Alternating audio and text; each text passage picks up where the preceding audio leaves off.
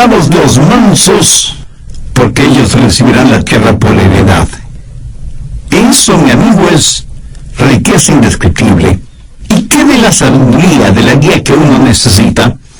Veamos el Salmo 25:9. Encaminará a los humildes por el juicio y enseñará a los mansos su carrera. ¿Y qué de la paz y de la serenidad que queremos tener? Veamos Mateo 11, los versos del 28 al 30. Venid a mí todos los que estáis trabajados y cargados, y yo os haré descansar. Llevad mi yugo sobre vosotros y aprended de mí, que soy manso y humilde de corazón, y hallaréis descanso para vuestras almas, porque mi yugo es fácil y ligera mi carga. ¿Cómo trabaja eso en nuestras vidas? Bien, veamos. Primero, el significado de mansedumbre. Muchos piensan que mansedumbre es cobardía, que si uno es manso, tiene un carácter tímido y ambivalente. Permítame decir de una vez por todas, mansedumbre no es cobardía. Jesús dijo, yo soy manso y humilde de corazón. ¿Fue Cristo un cobarde? ¿Llamaría usted cobarde a quien con un látigo en mano echó fuera del templo los mercaderes? ¿A quien pasó 40 días en el desierto, en ayuno y oración, rodeado de bestias salvajes? ¿Se atrevería usted a decir que fue un cobarde? Jesús, aún sabiendo que en Jerusalén sería apresado, acusado y crucificado, sin embargo fue con determinación y firmeza hasta esta ciudad. ¿Le parece a usted que eso fue un acto de cobardía? ¿Qué clase de cobarde fue Jesús que sufrió en agonía y murió con su cuerpo clavado en una cruz? Jesús, el más hombre de todos los hombres que ha existido, dijo, yo soy manso y humilde de corazón. Mansedumbre ni siquiera es debilidad, aunque muchas veces así lo pensemos, cuando lo opuesto es la verdad. Para ser manso hay que tener tremenda fortaleza espiritual y emocional. La Biblia dice que aparte del Señor Jesús, Moisés fue un hombre manso. Piénselo. Moisés fue un comandante en jefe que guió al pueblo de Israel desde Egipto hacia la tierra prometida. Fue un hombre de valor. Pero ser un hombre de valor no excluye la mansedumbre. Alguna vez en alguna parte leí la siguiente frase: si usted cree que mansedumbre es debilidad, trate de ser manso por una semana. Perturbadora opción, ¿no le parece? Ser manso demanda una increíble fortaleza, porque la mansedumbre es fortaleza bajo control.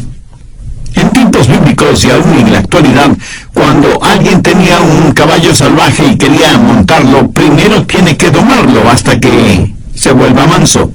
Y solo cuando ha sido amansado puede ser montado, utilizado. Pero note, no es que el caballo perdió su fortaleza, sino que ahora su fortaleza está bajo control. Entonces, mansedumbre es fortaleza que está bajo control. Wallace Hamilton es el nombre del autor del libro Cabalgue Caballos Salvajes. ¿Y qué ilustra lo que estoy diciendo?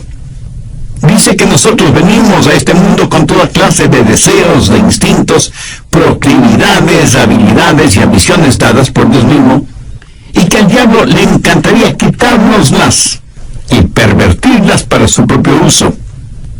Pero esos dones son el regalo de Dios para nosotros.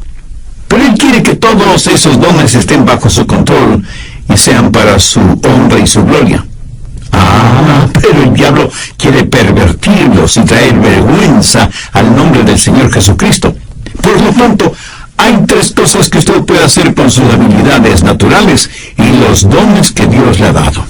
Primero, autoafirmación.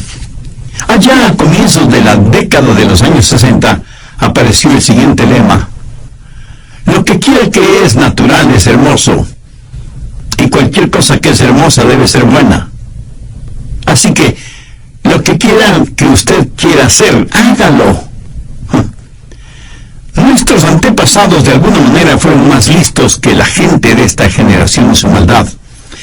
Los antiguos, si querían hacer algo malo, malvado, vil, si querían dejar correr sus caballos salvajes, Tomaban esa maldad, esa impiedad, esa vileza que tenían y la deificaban, la convertían en un dios o en una diosa. Por ejemplo, si ellos querían beber hasta emborracharse, decían, bien, legitimemos esto. Y se hicieron al dios Baco, que es el dios del vino, y le adoraron emborrachándose. Así que fueron pervertidamente vistos. Y si querían cometer adulterio o fornicar o vivir en un mundo lujurioso desenfreno, deificaron a Venus como la diosa de la sexualidad y la promiscuidad. Así dejaban correr sus caballos salvajes. O si tenían rencores y deseos de venganza, para justificar su deseo de guerra, de sangre y dar rienda suelta a su odio, deificaron a Marte, el dios de la guerra. No solo que se sentían muy bien dejando correr sus caballos salvajes, sino que sus desenfrenadas bajas pasiones las elevaron al nivel de virtud religiosa. Un hombre filósofo alemán, Friedrich Nietzsche, que fue el abanderado de los que querían dejar correr libremente a sus caballos salvajes. Fue el apóstol de la autoafirmación. Adolfo Hitler estudió intensamente los escritos de Nietzsche. Déjeme leer una frase que Nietzsche escribió en uno de sus libros. Dice, hagan desaparecer a sus piadosos sacerdotes y su debilucho evangelio de misericordia. Purguen de sus almas esta enfermedad diabólica llamada cristianismo. El progreso depende de hombres fuertes y gente fuerte. Por lo tanto, afírmese en usted mismo. Sea un superhombre. Y Hitler fue convencido de esto, y el resultado fue la invención de los hornos de gases para aniquilar a los judíos. Segundo, el autocontrol. Solo restrinja, reprima sus deseos. Mutile el jinete del caballo. Eso, mi amigo, es una forma de budismo. Los budistas tienen esa clase de religión. Razonan que si las personas no pueden llevarse bien y no tienen paz consigo mismas y menos con los demás, es porque sus deseos no tienen restricciones. Y esto les guía a vivir una vida de frustración. Entonces el budista dice, usted tiene que llegar a un punto en donde ya no tenga esos deseos. Tiene que sublimizar todo deseo, amortiguar sus pasiones hasta alcanzar el nivel nirvana, el lugar en donde no siente ni es nada. Es como si a usted le cortaran la cabeza para eliminar el dolor de cabeza. ¿Cómo verá? Esa es una especie de religión negativa, de fe negativa. El cristianismo es una fe positiva. Dios no elimina al jinete ni mutila al caballo. Lo que hace Dios es tomar ese deseo, esa fortaleza, esa ambición, esa habilidad, todo lo que Él mismo nos ha dado, dársela al Señor Jesucristo y dejar que Jesús controle nuestra vida. Anote Romanos 6, 19. Así ahora para santificación presentad vuestros miembros para servir a la justicia. ¿Qué es lo que Dios quiere hacer?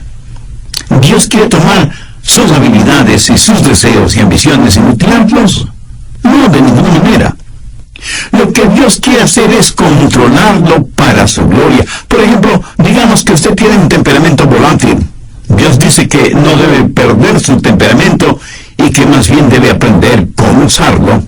Mire lo que dice Efesios 4:26. Airaos, pero no pequéis.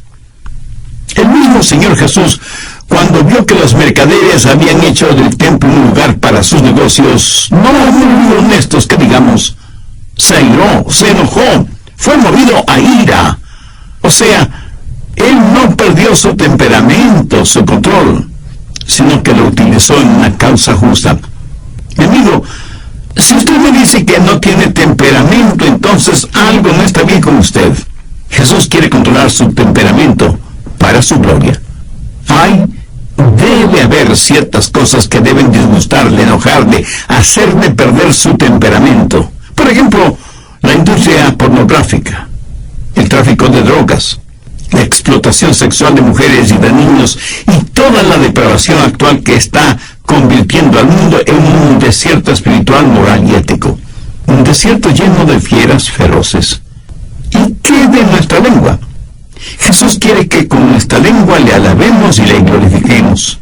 Gracias a Dios hay muchos cantautores que son genuinamente cristianos y utilizan ese don que Dios les ha dado, no solo para tocar e inspirar la vida de otras personas, sino y sobre todo para alabar, honrar y glorificar a Dios. Y Dios nos da dones y talentos, naturales o especiales, no para que nos volvamos orgullosos de tener esos dones y talentos, sino para que con ellos alabemos y bendigamos a Dios. Y eso también, amigo, es fortaleza bajo control. Generalmente usamos nuestra lengua para criticar negativamente, para insultar, para vejar al prójimo, para quejarnos, para expresar nuestra ira, para vocalizar nuestro enojo. Pero cuando Dios toma el control de nuestra lengua, ¿qué es lo que sucede? Mateo 12:35 tiene la respuesta. El buen hombre del buen tesoro del corazón saca cosas buenas. Tiene usted ambiciones. Y no faltará quien de inmediato me diga, pastor, ser ambicioso es malo. Digo, ¿en dónde aprendió usted ese disparate? Si usted no tiene ambiciones, no es un ser humano. Escúcheme. Una cosa es ser ambicioso y otra cosa es ser codicioso, avariento, egoísta. Su ambición no debe ser por tratar de ser el mejor, el más influyente, el más importante o el más poderoso. Su ambición debe ser la misma ambición que tuvo el apóstol Pablo, querer ser como Jesús, que Jesús viva la vida de él en la vida de Pablo. Esa es una santa, sana y noble ambición. Eso es fortaleza bajo control. ¿Cómo puede usted ser una persona mansa? Busque la epístola de Santiago, capítulo 1, desde el verso 21. Ponga mucha atención a esta porción de las Escrituras para que sepa cómo la mansedumbre puede ser parte de su vida. Por lo cual, desechando toda inmundicia y abundancia de malicia, recibid con mansedumbre la palabra implantada, la cual puede sanar vuestras almas. Pero sed hacedores de la palabra, y no tan solamente oidores, engañándoos a vosotros mismos. Aquí el Señor nos dice que debemos recibir con mansedumbre la palabra.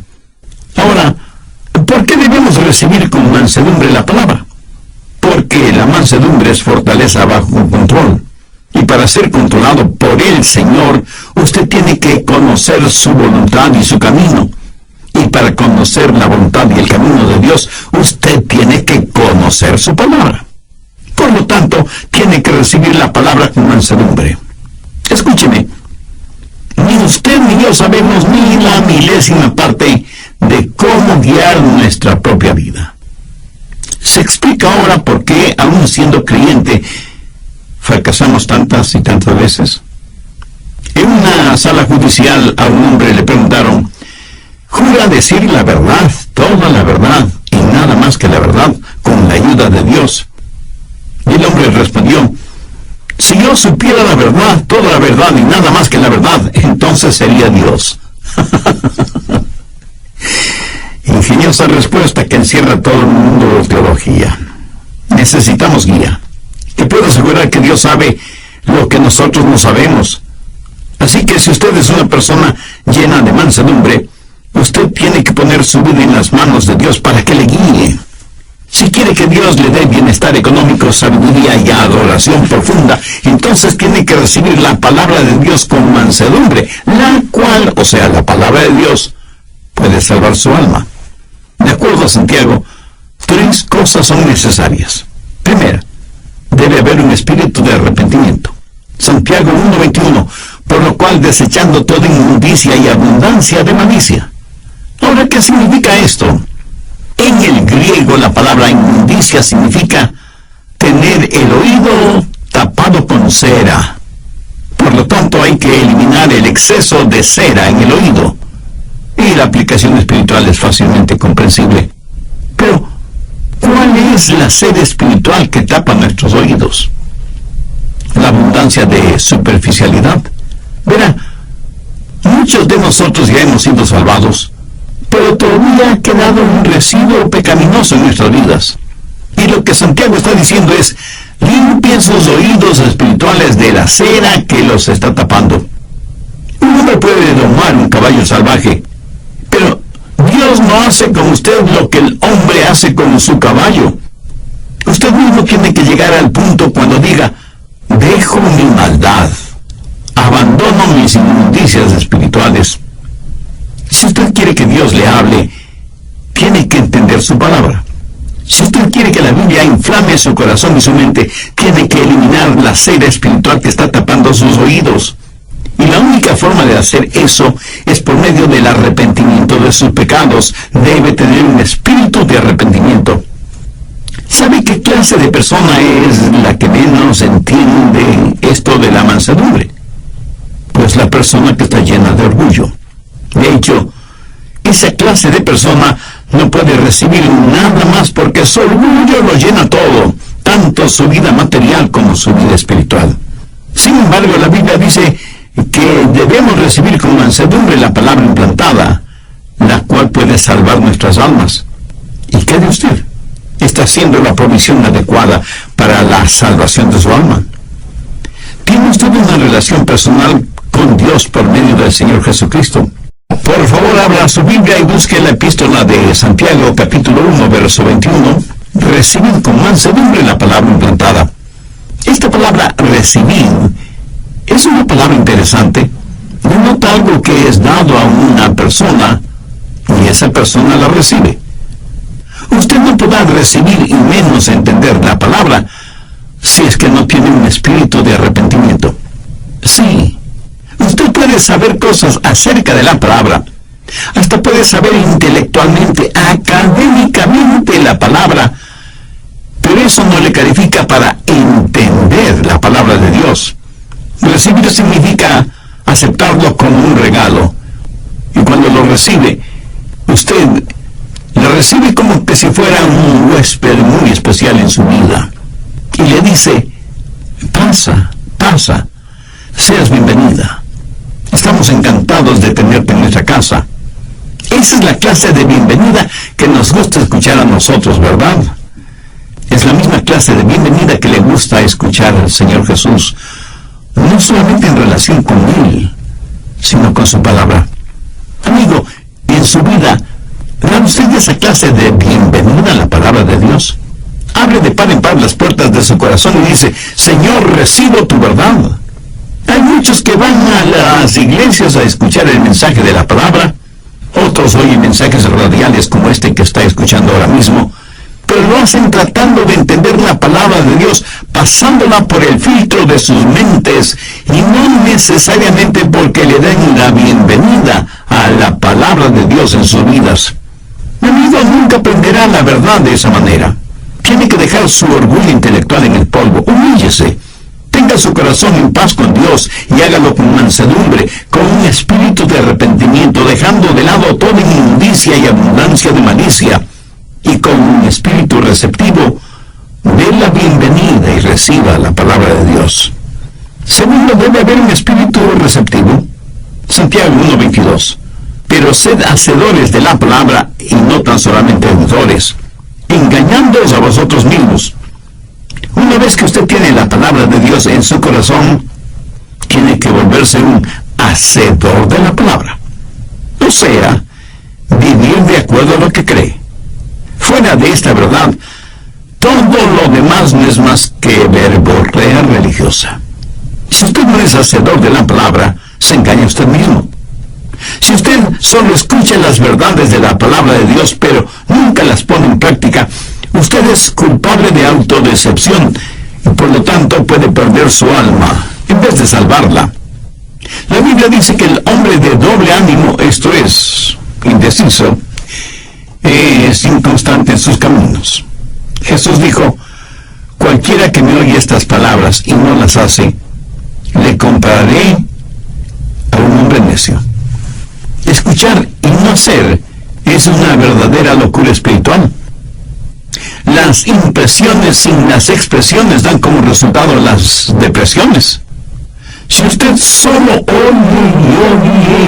oye la palabra de Dios y no vive de acuerdo a esas verdades, tendrá un efecto negativo en su vida. Alguien dijo que educación es el proceso mediante el cual el material en los cuadernos del profesor es transferido a los cuadernos del alumno sin que haya pasado por la cabeza de ninguno de los dos. Me temo que muchas veces esa clase de conocimiento bíblico es el que tenemos. Pero las enseñanzas bíblicas no solo que deben estar en nuestra cabeza, sino que necesitan estar en nuestro corazón para que se manifiesten en nuestra vida. ¿Para qué sirve la mansedumbre? Veamos el final del verso 21 en Santiago 1, el cual puede salvar nuestras almas. Tercero, los motivos de la mansedumbre. El querer alcanzar bienestar económico, el desear ser guiado y tener visión y liderazgo en cada crisis de la vida, esa es una buena motivación. Recordemos lo que Jesús dijo en Mateo 5:5. Bienaventurados los mansos, porque ellos recibirán la tierra por heredad. Usted me dice, pastor, en la actualidad usted no consigue mucho siendo manso. En nuestro mundo uno tiene que patear, arranchar, pelear, morder, engañar. Esa es la única forma de salir adelante. Pudiera ser. Pero quiero que recuerde que el hombre perdió su herencia por falta de mansedumbre cuando se rebeló contra Dios en el jardín del Edén. La gente hoy en día no es capaz de gozar con lo que piensan que tienen por su espíritu de rebelión. Pastor, ¿qué quiere decir que recibirán la tierra por heredad? Bien, veamos 1 Corintios 3:21. Todo es vuestro.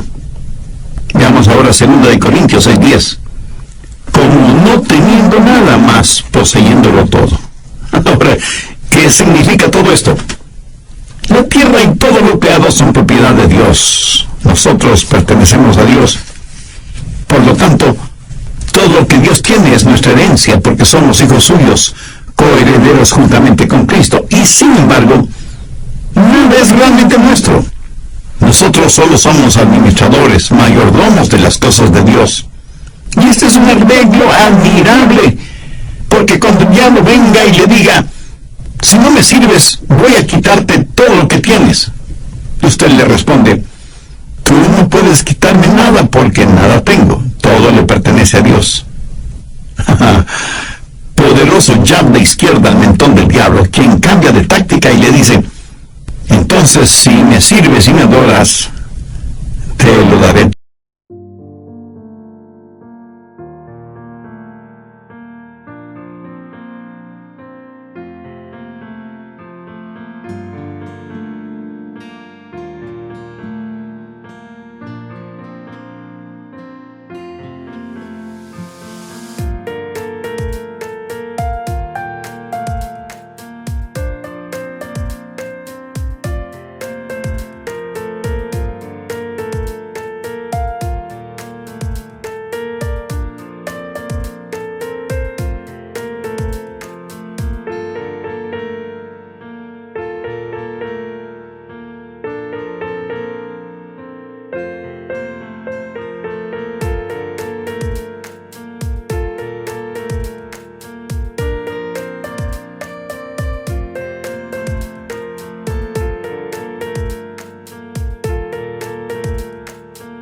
En nuestro corazón, pero un día será realidad. Tendremos bienestar, riqueza económica. Salmo 25:9. Encaminará a los humildes por el juicio. Mucha gente se pregunta, ¿por qué Dios no nos habla hoy? Están viendo y entendiendo las cosas al revés. No es que Dios no nos hable. El problema es que nosotros no estamos escuchando. No tenemos una actitud de mansedumbre para oír la voz de Dios. Desea usted que Dios le guíe. Si usted se humilla con un espíritu de arrepentimiento, con un espíritu receptivo, Dios le guiará. Y usted no será como un barco en medio de una oscura y furiosa tormenta, sin brújula, sin timón, sin mástil y sin velas, empujado por las olas y los vientos de este mundo. Encaminará a los humildes por el juicio. Él le mostrará el camino y usted podrá escuchar su voz, guiándole aún en medio de la peor tormenta de su vida. Y usted tendrá no solo solo bienestar y riqueza y sabiduría, sino que sabrá lo que es la verdadera adoración. Mateo 11 desde el verso 28. Venid a mí todos los que estáis trabajados y cargados, y yo os haré descansar. Llevad mi yugo sobre vosotros y aprended de mí, que soy manso y humilde de corazón, y hallaréis descanso para vuestras almas, porque mi yugo es fácil y ligera mi carga. Veamos esta porción bíblica un poco más detenidamente. Jesús fue un carpintero y sabía cómo hacer yugos para los bueyes. Y no creo que Jesús jamás haya hecho un yugo que no quedó perfecto en los bueyes. Ahora, cuando un buey lleva un yugo, es porque es un buey manso. Ese buey sigue teniendo tremenda fuerza. Por eso usaban los bueyes para arar los campos. Y muchos agricultores que todavía aran a la antigua dicen que el buey más dócil tiene más fuerza que un caballo en esas labores agrícolas. El yugo en el pescuezo de los bueyes es para que ambos bueyes puedan arar el arado. Y cuando Jesús dijo, llevad mi yugo sobre vosotros, es como si estuviera diciendo, estamos en esto juntos, apóyate en mí, déjame guiarte, quiero hacer un descanso para tu alma. Esa es la clase de mansedumbre que Jesucristo quiere darle a usted, no mañana ni pasado mañana, sino hoy mismo.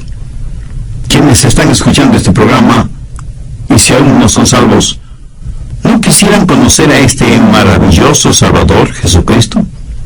¿No quisieran que sus pecados les fueran perdonados? ¿No quisieran hacer la paz con Dios para poder experimentar la paz de Dios? Dios le ama mucho más de lo que yo podría explicarle con palabras. ¿No quisiera tener la riqueza de su sabiduría, de su guía, de su cuidado, de su protección? Entonces le invito a entregar su corazón a Él. Venga Jesús. Hubo un gran evangelista llamado Henry Morehouse. Su trabajo no fue entre grandes multitudes, sino en pequeñas iglesias. Como tema base de sus mensajes, él usaba Juan 3:16, porque de tal manera amó Dios al mundo, que ha dado a su Hijo unigénito para que todo aquel que en Él cree no se pierda, mas tenga vida eterna. Una vez Morehouse estuvo en un pequeño pueblito minero, y en ese lugar había un hombre que odiaba a Dios, a Jesús, la Biblia, las iglesias, los predicadores, los evangelistas, los misioneros. En fin, odiaba a cualquier persona o cosa que estuviera relacionada en la más mínima forma con Dios. Este hombre se llamaba Mike Miller. Y este hombre le mandó un mensaje a Morehouse diciéndole que si predicaba esa noche, él iría a la iglesia, revólver en mano, para sacarle a balazos del pueblo. Los creyentes, asustados, se acercaron donde Morehouse y le dijeron que sería conveniente suspender la reunión de esa noche. Morehouse les dijo, no, he orado sobre este asunto y estoy convencido que Dios quiere que predique esta noche. Y yo confío totalmente en Dios. Tendremos la reunión esta noche, tal y como está programada. Esa noche la pequeña iglesita de ese pueblito minero estuvo totalmente llena. Y los que no pudieron entrar se quedaron alrededor de la iglesia y abrieron todas las puertas y ventanas para que la gente pudiera escuchar el mensaje de la palabra de Dios.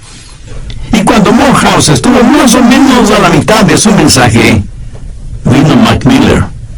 Empujó a cuantos encontró a su paso. Llegó frente al púlpito, se sentó en el suelo y le dijo, usted haga lo suyo que después yo haré lo mío. Morehouse abrió su Biblia en Juan 3:16 y predicó del amor de Dios por todos los seres humanos, de cómo Dios entregó a su amado Hijo Jesucristo para que muriera por los pecados de todos nosotros. Morehouse predicó con tal pasión y convicción que se podía sentir la presencia del Espíritu Santo en ese lugar. Luego hizo la invitación para aquellos que quisieran recibir a Cristo en su corazón. Mike Miller se puso de pie y la gente no sabía qué iba a pasar. Él no pasó al frente, pero dio media vuelta y salió de la iglesia dando un tremendo portazo. caminó por la calle principal de ese pueblito. Sus amigos que estaban bebiendo en un bar le vieron y le llamaron: Mike, ven, sírvete un trago. Pero Mike Miller siguió caminando como si no les hubiera oído. Llegó hasta un pequeño callejón, giró hacia la derecha y llegó hasta una semi-destruida valla metálica, tras la cual había un remedo de casa. Con sus enormes manos empujó violentamente la puerta. Era una sola habitación que servía de sala, comedor, cocina y dormitorio. Ahí una mujer de rostro demacrado cuidaba de unos pequeñuelos quienes, al ver entrar a su padre, corrieron a esconderse debajo de la cama por temor a que...